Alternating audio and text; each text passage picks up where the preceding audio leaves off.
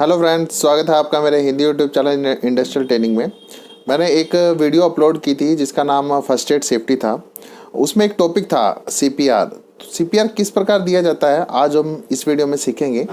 तो चलिए friends start करते हैं। बट उससे पहले जिन फ्रेंड्स ने मेरी चैनल को अभी तक सब्सक्राइब नहीं किया है तो फटाफट मेरे चैनल को सब्सक्राइब कर लीजिए और शेयर करना बिल्कुल ना भूलें ताकि और भी फ्रेंड्स मेरी इस वीडियो का फ़ायदा उठा सकें। और साथ में दिए हुए बेल आइकन्स को ज़रूर दबाइए ताकि आपको मेरे वीडियोस के अपडेट मिलते रहें। तो चलिए फ्रेंड्स स्टार्ट करते हैं। इस DRS ABCD को आप डॉक्टर्स ABCD बोल सकते हैं। क्या बोल सकते हैं? Doctors ABCD। इसके हर अक्षर का कुछ मतलब है। सबसे पहले है D for danger. D for danger. हमें देखना है हमें या उस व्यक्ति को कोई खतरा तो नहीं है। हाईवे के बीचों बीच व्यक्ति लेटा है, वहां जाके CPR करना है? नहीं। हरियाणा रोडवेज आएगी, लेके जाएगी दोनों को, रुकती वो ऐसे नहीं है। ठीक है, उनको साइड में ले लेंगे। ठीक है, पटरी पे ले जाएंगे। फिर करेंगे check R for response. R for response. Check करेंगे व्यक्ति होश में भी है या नहीं। कैसे चेक करेंगे? दोनों कंधों पे मारेंगे हाथ से और दोनों कानों में पूछेंगे क्या आप ठीक है? क्या आप ठीक है?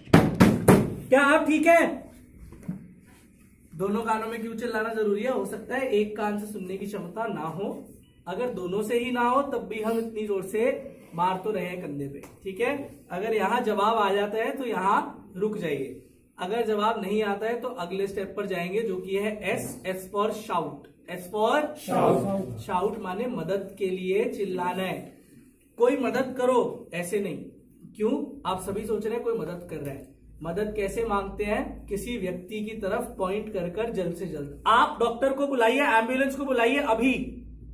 आपको पता है मैं आपसे बात कर रहा हूं, आप सभी को पता है मैं इनसे बात कर रहा हूं। तो आपके मन में कोई शक नहीं है कि मुझे बुलाना है और इनको यकीन है कि इन्हें बुलाना है। दूसरा, इससे एक और चीज कंफर्म हो जाती है कि आप सभी लोगों को समझ में आ गया है कि मैं इस इमरजेंसी का कमांडर हूं।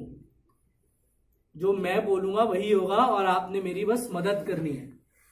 क्यों? क्योंकि एक फर्स्ट एडर का सिर्फ यही रिस्पॉन्सिबिलिटी नहीं है कि सही चीज करो। उससे भी बड़ी, स्पेशली हमारे देश में क्या है कि गलत होने मत दो। अगर 5 मिनट में यहाँ बैठा रहा, आप लोगों को लगा ना कि इसे नहीं पता है क्या कर रहा है, तो यहाँ 2 जूता लेके खड़े होंगे, यहाँ 3 मोजे उतार के। समझ रहे हो आप मेरी बात? जी। इन 2-3 के जूते मोजे निकले ही ना, इसके लिए ये बहुत जरूरी है। ठीक है, अगला है ए को छोड़ देना है, वो बदल गया है। ठीक है, तो ए के बारे में कोई बात नहीं करते हैं अब हम। उसके बाद आता है B for breathing. B for breathing. आप सब भूल जाओ आज के सेशन के बारे में। ठीक है, मैं बर्दाश्त कर लूंगा। बी अगर आप भूल गए तो मेरे मन में थोड़ी नाराजगी आएगी। क्यों? क्योंकि ये बी जो है, ब्रीदिंग जो है, ये निश्चित करेगा कि व्यक्ति की सांसें चल रही हैं या नहीं। उसी के बेस पर आप आगे CPR करोगे या नहीं करोगे। ठीक है, ये बहुत जरूरी है। ये कैसे चेक किया जाता है? व्यक्ति के छाती और पेट वाले एरिया को देखते हैं 10 सेकंड तक। यूं 10 सेकंड ऐसे देखूंगा मैं। अगर इनकी सांसें चल रही हैं तो क्या CPR करना है? नहीं करना है। पक्का? यस, क्योंकि वो जीवित है। मैंने आपको बोला ना मृत व्यक्ति पे ही CPR किया जाता है। तो अगर सांसें चल रही है CPR करूं या नहीं? सांसें नहीं चल रही है तो मैं CPR कर सकता हूं। सांस चेक करने की प्रक्रिया कितनी देर तक करनी है? 10 सेकंड। सिर्फ 10 सेकंड तक। 15 सेकंड करनी है? नहीं। 5 सेकंड करनी है? नहीं, सिर्फ 10 सेकंड। क्यों? 10 से 1 सेकंड ज्यादा आप समय बर्बाद कर रहे हैं। 10 से 1 सेकंड कम हो सकता है आपको निश्चित तौर पर उत्तर ना मिले, सही रिस्पॉन्स ना मिले, आप गलत सोच के आगे बढ़ जाएं। ठीक है ना? कितनी देर चेक करोगे सांसें? 10 सेकंड। सांसें चल रही है तो नहीं, और सांसें नहीं चल रही तो फिर अगला स्टेप जो कि है C for compression. C for compression माने दबाव। दिल कहाँ होता है हमारा? सेंटर में। सेंटर कैसे ढूंढने छाती का? हर व्यक्ति के 2 निप्पल होते हैं। निप्पल के बीचों बीच आपको छाती का सेंटर मिलता है जो कि है जहां दिल है। ठीक है, ये सेंटर के एरिया में हमने अपना हाथ रखना है। किस प्रकार? ये जो हाथ का हार्ड हिस्सा है ना, बस ये वाला, सिर्फ इस हिस्से को हम बीच में रखेंगे यूं। ध्यान रखेंगे कि उंगलियां ऊपर है, हाथ यूं नहीं रखना है, वरना प्रेशर कहाँ जाएगा? सब जगह। हम क्या चाहते हैं? हाथ प्रेशर कहाँ जाए? सिर्फ दिल पर। ठीक है। जो तकनीक मैं आपको सिखाने जा रहा हूं वो इतनी जरूरी क्यों है? क्योंकि आपने जो छाती में दबाव डालने 2 इंच गहरा होना चाहिए। कितना? 2 इंच गहरा। आधा इंच दबाओ, सब अपनी छाती दबा के बताओ, दब रही है? नहीं दबेगी। क्यों? क्योंकि तकनीक सही नहीं है। दूसरा, आसान नहीं होता है 2 इंच छाती को दबाना। जब आप छाती को दबा रहे हैं, आप क्या कर रहे हैं? शरीर के आकार में बदलाव ला रहे हैं। इतना आसान नहीं है। 40-50 साल से यही आकार रहा है, कैसे बदल जाएगा इतनी आसानी से? ठीक है। किसी की हड्डी तोड़ना आसान होता है? नहीं। उसी प्रकार आकार बदलना बड़ा मुश्किल है। तो किस प्रकार? छाती का सेंटर ढूंढा, हाथ का ये मजबूत हिस्सा बीच में रखा, पहले हाथ को दूसरे हाथ से यूं जकड़ लिया है। ठीक है। अब मुझे अपने पैरों को खोलना है, पूरा शरीर के पास जाना है, अपनी कलाई, कोहनी और कंधा तीनों लॉक करना है एक सीधी लाइन में। जो साइडों में बैठे हैं आपको दिख रहा है एकदम सीधी लाइन है। अब आपको दिख रहा है छाती में दबाव आ चुका है। मैंने अभी तक दम नहीं लगाया है, मैंने सिर्फ अपने शरीर का वजन जो है इनकी छाती पे ट्रांसफर कर दिया है। तो क्या मुझे आसानी मिलेगी दबाव डालने में? अब यस। ठीक है। तो अब मैंने जब ये पोजीशन अपना ली है, इसके बाद मैं 30 बारी छाती में दबाव डालूंगा, कंप्रेशन दूंगा। कितनी बारी? 30 बार कंप्रेशन देने के बाद 2 बार मैं अपने मुंह से इनके मुंह में सांस भरूंगा। पहले हम लोग 30 बार कंप्रेशन देख लेते हैं किस प्रकार होती है। ठीक है। 3 पे शुरू करेंगे, आप सबने गिनना है। ठीक है। गिनोगे?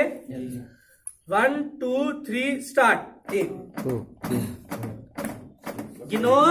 9 10 11 12 13 14 15 16 17 18 19 20 21 22 23 24 25 26 27 28 30 कंप्रेशन मैंने दे दी है।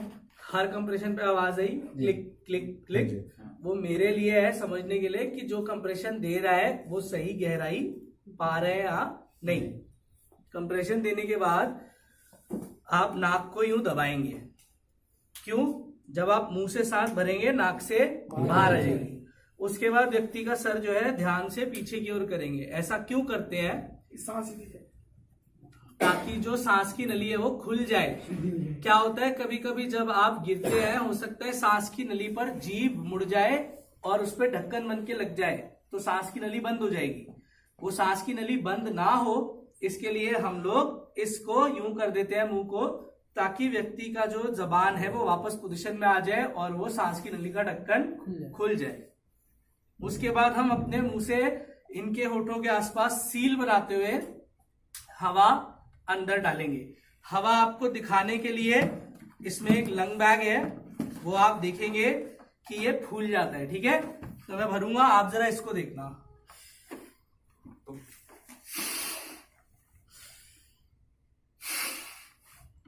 तो देखा आपने, ये फूल रहा है जी। इसी प्रकार थैंक यू, जिस भी व्यक्ति को आप सांस भरोगे उनकी लंग्स जो है, फेफड़े जो है वो फूलेंगे पूरे। ठीक है। वही चीज हमने यहां भी करनी है। जब आप किसी व्यक्ति को सांस ढंग से भरते हो तो क्या होता है, उनकी छाती हल्की सी ऊपर आती दिखेगी आपको। क्या हमें घबराना है ये देखकर, सोचना है कि जीवित हो गया व्यक्ति? नहीं ना? नहीं। क्यों? क्योंकि आपने भरी है सांस उस समय, असलियत में वो सांस नहीं ले रहे हैं। ठीक है। जैसे ही 2 बार सांस भर ली, उसके बाद फिर से 30 बार, फिर 2 बार सांस, फिर 30 बार कंप्रेशन, फिर 2 बार सांस। कब तक करूं ये? जब तक सांस ना आ जाए। तीन स्थिति में आप रोकेंगे सीपीआर। पहली, जब आप इतने थक जाएं कि आपके लिए मुश्किल हो जाए सीपीआर करना। तो मैंने क्या बताया, अपनी सेफ्टी सबसे पहले है। अपने आप को हीरो नहीं बनाना है, अपने आप को खतरे में नहीं डालना है। अगर हो पा रहा है कीजिए, जितनी देर कर सकते हो। नहीं हो पा रहा है रुक जाओ, कोई तकलीफ नहीं है। ठीक है। उसके बाद दूसरा है, अगर आपको डॉक्टर एम्बुलेंस आके बोले रुक जाओ भैया हम लेके जा रहे हैं इसको, तो रुक जाओ, उनकी जिम्मेदारी वो लेके गए। तीसरा, अगर व्यक्ति जीवित हो जाए, जी जिंदा हो गया तो लगे मत रहना जोश में, ठीक है, तो रुक जाना। अब पता कैसे चलेगा कोई जीवित हुआ है? सबसे पहला उनकी हाथों पैरों की उंगलियों में मूवमेंट आ जाए, आपको हिलती दिखे उंगलियां, तो समझ गए आप ये जिंदा हो गए। दूसरा, उनकी बंद आंखों में आपको मूवमेंट दिखे तो मतलब वो जिंदा हो गए। तीसरा, व्यक्ति बहुत क्लियरली कोई आवाज निकाले, ठीक है, कुछ कह दे या कुछ आवाज आए तो आपको समझना है कि वो जीवित हो गया, अब हमें रुक जाना है। क्लियर है? 1 2 3 चीजों का ध्यान करेंगे। कभी कभी हो सकता है व्यक्ति बहुत वृद्ध कोई हो, 75-80 साल के, आप कंप्रेशन दे रहे हैं, आपको आवाज है कड़क, क्या हुआ है? पसली टूट गई, तो हमें तब भी उसी प्रेशर से लगे रहना है, क्योंकि हड्डी बाद में जुड़ भी सकती है, लेकिन अगर जान नहीं बचाई तो जोड़ने के लिए कुछ नहीं बचेगा, ठीक है। मकसद हड्डी तोड़ना नहीं है, नहीं टूटी तो छाती पे खड़े होकर जंप नहीं करना है, लेकिन अगर टूट गई तो आप साइड इफेक्ट मान लीजिए। साइड इफेक्ट समझते हैं आप? कभी कभी कोई गोली खाते हो ना सर दर्द की, बोले पता है एसिडिटी होगी गोली खाने से, पर आप फिर भी खाते हो, बोले नहीं सर दर्द बहुत है, मैंने खानी है गोली। उसी प्रकार सीपीआर जरूरी है, हमने करना है। हड्डी टूट रही है तो वो एक साइड इफेक्ट है, ठीक है, क्लियर है। 1 साल से 7 साल की उम्र के जो बच्चे हैं उनके लिए सीपीआर 2 हाथों से नहीं किया जाता है, सिर्फ एक हाथ से किया जाता है। क्यों? 2 हाथ का प्रेशर उनके लिए बहुत ज्यादा है, तो एक ही हाथ से आप उनके लिए कंप्रेशन देंगे। उसी प्रकार 1 साल 1.5 साल के बच्चे, जो 1 साल से भी कम उम्र के बच्चे हैं, उनके लिए क्या कर सकते हैं? उनके लिए हम एक हाथ भी इस्तेमाल नहीं करते, उनके लिए सिर्फ 2 उंगलियों से कंप्रेशन दी जाती है। थोड़ा सा बदलाव ये आता है, निप्पल के बीचों बीच से जस्ट नीचे हम 2 उंगलियों से कंप्रेशन बच्चे के लिए देते हैं, ठीक है। कितने कंप्रेशन देंगे? 30। कितने देंगे? 30 कंप्रेशन। सारे बोले कितने कंप्रेशन दोगे? 30। और सांसें कितनी बार भरोगे? 2 बार। छोटे बच्चों के लिए, 1 साल से कम उम्र के बच्चों के लिए सांसें किस प्रकार दी जाती है? अपने मुंह से उनके मुंह और नाक में। उनके मुंह और नाक का एरिया बस इतना सा होता है, छोटा होता है ना, तो आपके मुंह के अंदर आराम से वो फिट आ जाएगा। सिर्फ मुंह में सांस मत भरना, उनके मुंह और नाक को ढककर उसमें सांस भरना है। बच्चों को सांस देते हुए बहुत ध्यान रखना है, सांस जोर से नहीं देनी है। उनके फेफड़े प्लास्टिक के थैलों जितने पतले होते हैं, जोर से भरी वो फट सकते हैं।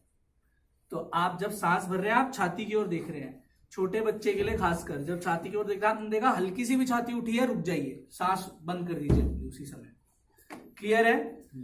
कभी कभी कुछ केस में क्या होता है, समझ लीजिए एक्सीडेंट का केस है, आप सड़क पे जा रहे थे, आपने देखा एक्सीडेंट हुआ, आप मदद करने गए, आपने देखा व्यक्ति की सांसें नहीं चल रही, आप सीपीआर दोगे, राइट। हो सकता है सीपीआर देते देते आप नजर डालो उनके मुंह पर, देखो उनके मुंह के आसपास सब जगह चोटें हैं, मुंह के अंदर खून है, मुंह के बाहर खून है। क्या आप देना चाहोगे सांस मुंह से? देनी चाहिए? नहीं। कोई बात नहीं, अगर सांस नहीं दे पा रहे हो आप, सिर्फ और सिर्फ कंप्रेशन दीजिए। कितनी? 30। अनलिमिटेड, रुकना ही नहीं है। क्यों? जब सांस दे ही नहीं रहे तो सब कंप्रेशन को गिन क्यों रहे हो? सांस 30 कंप्रेशन सिर्फ इसीलिए दी जाती है क्योंकि हर 30 के बाद 2 सांसें देनी होती है। बट जब सांसें देने ही नहीं वाले हो तो फिर क्या कंप्रेशन को गिनने का फायदा है? फिर आप बिना सोचे बस कंप्रेशन देते रहिए बिना रुके। क्लियर है? कभी कभी कोई व्यक्ति डूब जाता है, क्या करते हैं लोग? कहते हैं ना पेट दबाओ, पीठ पे दबाओ, पानी निकालो। सब बेकार है। क्यों बेकार है? पेट में जो पानी गया है वो जानलेवा है ही नहीं, क्योंकि जब आप पानी पीते हो वो कहां जाता है? जो जानलेवा है वो कहां चला गया? फेफड़ों। फेफड़ों में गया हुआ पानी आप बाहर निकाल नहीं सकते हैं, सिर्फ डॉक्टर निकाल सकता है। हमें किस पानी की टेंशन लेनी है? जो सांस की नली में फंसा हो, ठीक है। वो निकालने के लिए सबसे कारगर तकनीक है आपका सीपीआर, क्योंकि जब आप छाती पे दबाव डाल रहे हैं वो पानी अपने आप बाहर आता रहेगा। देखो कोई डूब रहा है, आप उसे पानी से निकालोगे, 1.5-2 मिनट लग जाएंगे ना। आपके पास कितना टाइम है टोटल?